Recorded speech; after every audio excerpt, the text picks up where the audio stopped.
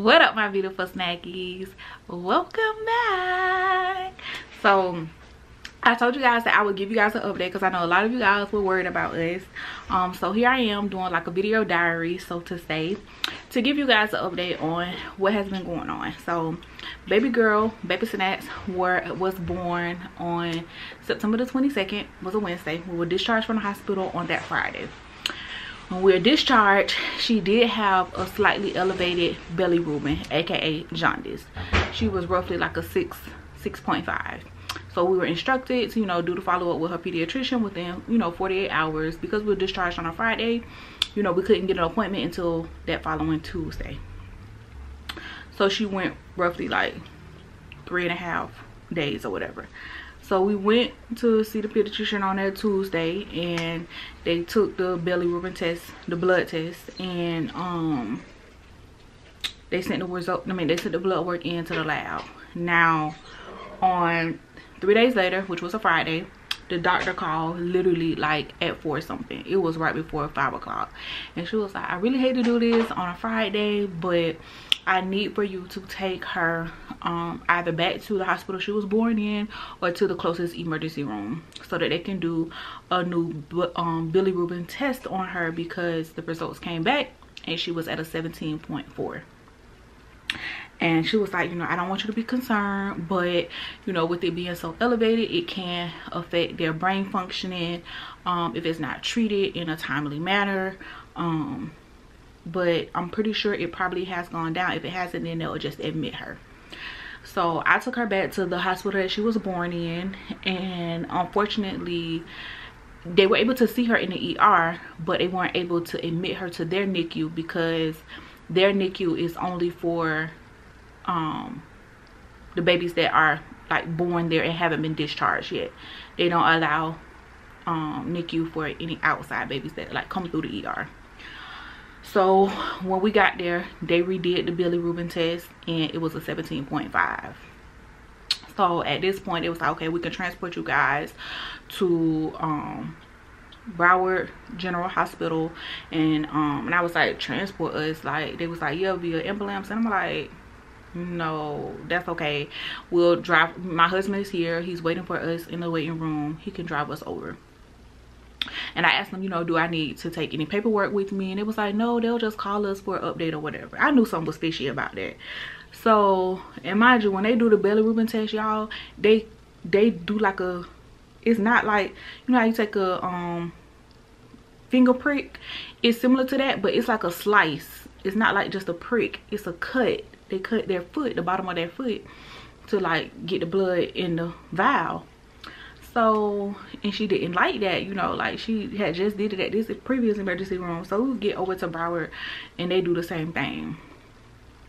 Now, my experience with Broward was not, the emergency room staff was not a pleasant experience at all, like at all. So they pull us back, to do her like weight and stuff like that, ask us those general questions: when she was born, what her birth weight was and stuff like that. Has she been peeing and pooping? And it's like, yes, she been doing all of that. Like that day that she got admitted, she had 9 dirty diapers, with pee and poop, a combination of pee and poop. So even when they weighed her, when we took the pamper off her for her to be weighed, she had them poop. So they then take us to like the little waiting area for the, your little room, your little waiting room for the emergency room. And they come and they was like, okay, we're gonna take her belly ruben test again. Because I was telling them like it was a 17.5. So they was asking us all the questions again or whatever. So then the doctor of the ER, y'all, and this is why I say, even though I had jaundice as a kid, I even had jaundice as a teenager due to my gallbladder issue. So I know it's something that's easily curable, catch it in time, it's no problem.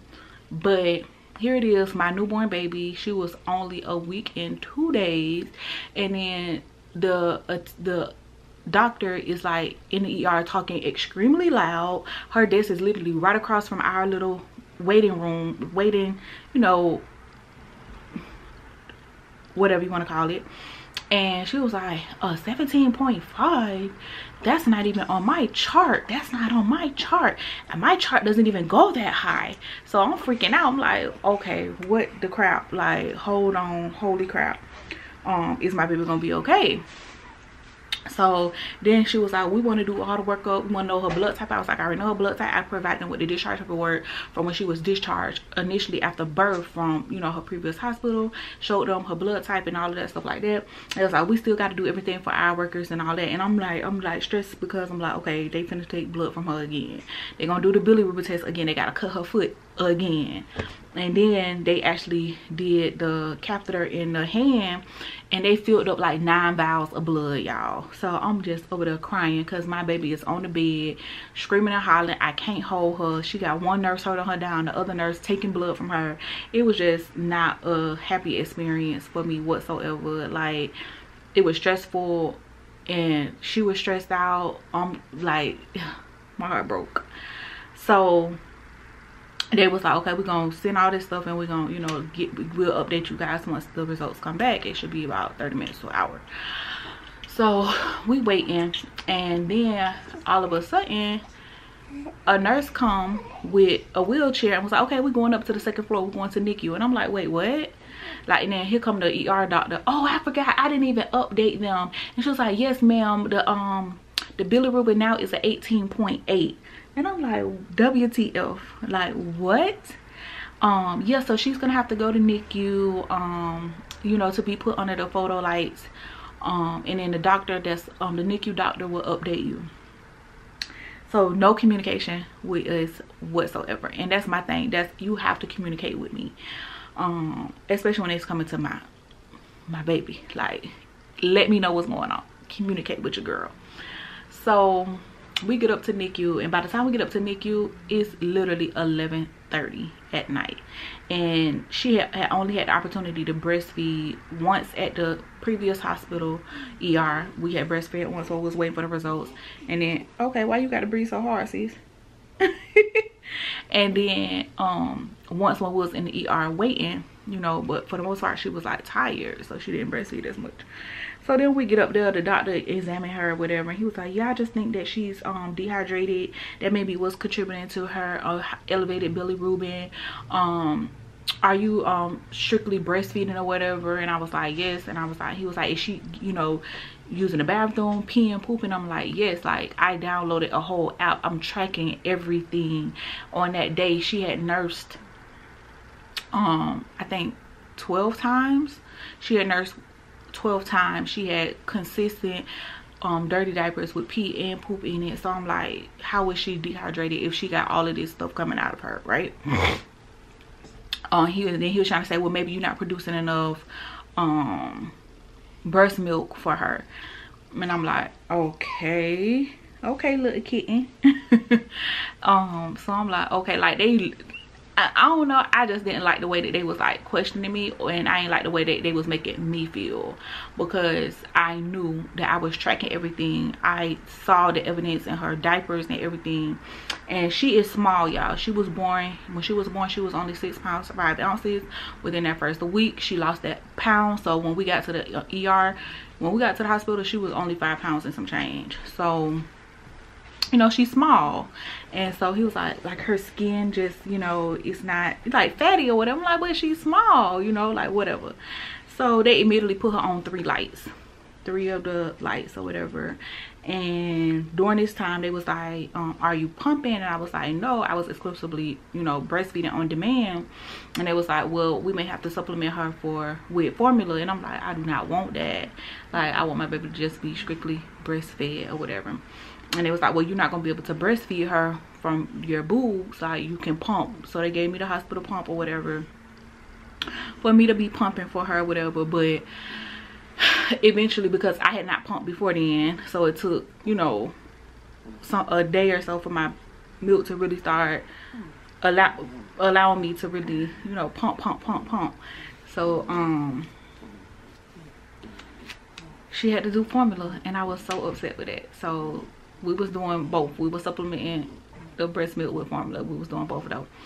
So they constantly was checking her bilirubin every 4 hours. So they had to cut my baby foot every 4 hours, y'all. The first 24 hours. The bilirubin slowly started going down. And then by the time we was on our second day, and the evening time is when it really drastically dropped down to like a 13, I want to say. So then the doctor only put her on, he took one of the lights off, so she was only on 2 lights at this point. And I'll insert pictures of her under the lights, you know, so you guys can see on the screen somewhere right now. And so then at that point, they was like, well, we're not gonna do it every 4 hours, we'll do it every 6 hours, and then we'll just do it. Here you go, mommy. And then it got down, it dropped down again to like a 9. And at that point they was like, okay, we're only gonna check it once a day, and then we'll wait 24 hours, and if it continues to fall, then you guys will be able to be discharged. During this time, I didn't know, the doctor, I didn't know that the ER was supposed to do a urine specimen and a blood specimen on her, and they took like 9 vials of blood from her. They were supposed to do a specimen so they could do a culture to see if there was like any bacteria that was causing it, you know, because at this point nobody could tell me why my baby had an elevated bilirubin that was that high off the charts, that was that hyper. It was a hyper bilirubin. And they just kept speculating, oh, maybe it's because she was dehydrated, maybe it's because you wasn't producing enough breast milk, like, and I'm pumping close to 2 ounces, and at this point she only a week old, so 2 ounces for her, even if we try to give her 2 ounces of formula, she would not take all of that. So it's like, no, how you telling me that my baby should take 2 ounces when y'all trying to give her formula and she not even drinking the full 2 ounces of the formula? So whatever, I was producing enough breast milk to fill her up. So at that point, I'm frustrated, I'm ready to go. She frustrated because I can't hold her, I can't pick her up, and at that point we had a routine of skin to skin, and she just under these lights, she got the little mask on or whatever, as you guys can see from the pictures, and she can't get no real touch from us, set aside from us, like holding her up. Okay, mommy, here, you took it out your mouth, you took your tooth out, there you go. So while she under the lights, we could like hold her up and feed her and burp her, you know, but other than that, we wasn't able to touch her or nothing.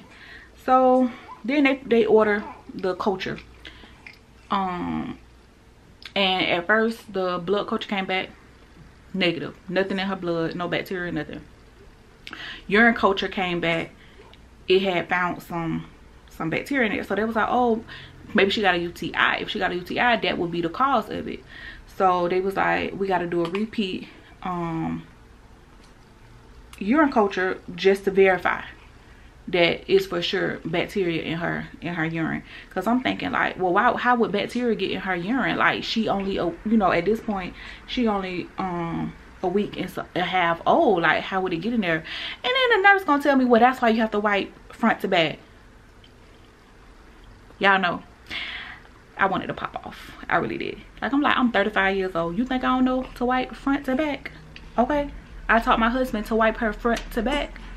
But when she poop, you know, poop is all over her whole her whole bottom, vagina, everywhere, you know. So they was like, well, yeah, that could be it too, you know. Anything from the poop could have got, you know, some kind of weight in her. So they did a repeat urine culture. Came back negative. At this point, we can go home. My sis did not have no UTI. So to this day, we have no real explanation as to why my baby bilirubin was hyper, why it went all the way up to an 18.8. We have no explanation, nothing. You spit it out.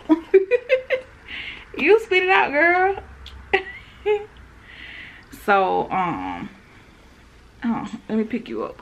She is tiny, she is little. I was excited to go home, she was excited to go home. The last day that we was there, they did let me breastfeed her and hold her, you know. She was off of the photo lights, And yeah, she was ready to go home. As you can see, her clothes wear her. She don't wear clothes because she's so little. We did do a follow-up with her pediatrician, and that even was a whirlwind. So the first pediatrician we went to, initially it said that she was in network for our insurance, and then kind of find out when I was trying to get her personally assigned, because they assigned her to a different doctor, she was no longer in network. Her contract had ended December of 2020. So then I had to find another doctor, and I was adamant about finding a black doctor. So we found a black doctor. Literally, she was discharged on a Tuesday from the hospital. That Thursday she was seeing a new pediatrician. Amazing doctor, and everything looked good. Her weight was already up again. She was at a 6 pounds 3 ounces, and at this point she was 2 weeks and a day. And yeah, screaming, hollering in the doctor's office, and doing amazing. She is starting to get into a routine of the every 3 hours. So she's eating on, you know, every 3 hours. Sometimes it's a little bit more, I mean a little bit earlier, like 2.5 hours. But it has been a whirlwind. It has been scary. It has been amazing. It has been exciting. Like, you know, everything that you could think of, every emotion you could think of, I've experienced it in this girl's like little short life so far. And she's healthy, y'all. She is healthy now. No complications anymore, even when it came to her birth. And that's what I'm saying, like my pregnancy, like they kept asking me all these questions. You didn't have any infections? And I'm like, no, like I had a amazing pregnancy. I did have to be induced because, you know, that day that I went to the office, my doctor's office, my blood pressure was a little bit elevated, but it wasn't drastic. It was like 132 or 136, I want to say, over 80 something. It wasn't even like sky high, you know. So, but because in my second trimester I had 3 readings that was in that same range, the doctor was just like and then I had not felt her moving. So that within that 24 hours of me going to the doctor, she had decreased her movement a lot. And she has the whole pregnancy, y'all, especially from, I started feeling her move at 17 weeks. And they was like, for your first time pregnancy, that's early, you know, like you typically feel them around 18, 19 weeks or whatever. And she just was always active. Like I didn't do kit counts with her because she would actively move 3 times a day, morning, afternoon, evening. She would get hiccups 2 to 3 times a day. So it was like concerning for the doctor, you know, for her to decrease her movement so drastically within that 24 hours, and then me having that elevated blood pressure reading. So that's why I was induced. I was in, you know, if you guys saw the previous birthing vlog, you guys kind of see how everything went with her. But it was y'all, it really was. Somebody said I was calm. My husband even said I was handling everything so calmly. But it's like I didn't want to freak out, and I knew I had already, you know, started doing the hypnobirthing meditations and stuff. And I know, like, if you stress out and stuff, that's gonna be, you know, the baby can feel all of that. So with everything that was going on, I still wanted to remain calm. Even with me not doing any medications, okay, I still had it in my mind, you have to remain calm, because that's what they teach you in the hypnobirthing, you know, like you have to remain calm. So I was doing that. Like when y'all saw me on the birthing ball, y'all, the contractions was like 4 minutes apart at that point, okay. And I was really feeling them, okay, but I was just like, okay, you gotta remain calm. Like, you gotta remain calm. And I asked Mike, so I was like, did I scream real loud when I pushed her those 3 times? He was like, no, you was not that loud at all. And I was like, oh wow, like, cause I remember everything, but at the same time, it's a blur a little bit too. Like, and I just remember after I birthed her, like I was shaking so bad, I could not stop shaking. They was like, it's the hormones, you just pushed out, like you're gonna be okay. Cause I was like, is my body okay? Am I okay? Like health wise, am I okay? Cause I could not stop shaking. They was like, it's just the hormones, you're cold, like, you know, we're gonna warm you up, we're gonna clean you up, stitch you up and all that stuff down there, because I did have 2nd degree tear. So yeah, that's the update on her. But otherwise everything is a-okay. She is healthy, even though she is small, my little baby. And she just, you know, she's amazing. Like, she is amazing. She really is. Look, she is particular. She is particular. But I wish you guys, I can't really show you guys her because she's sleeping.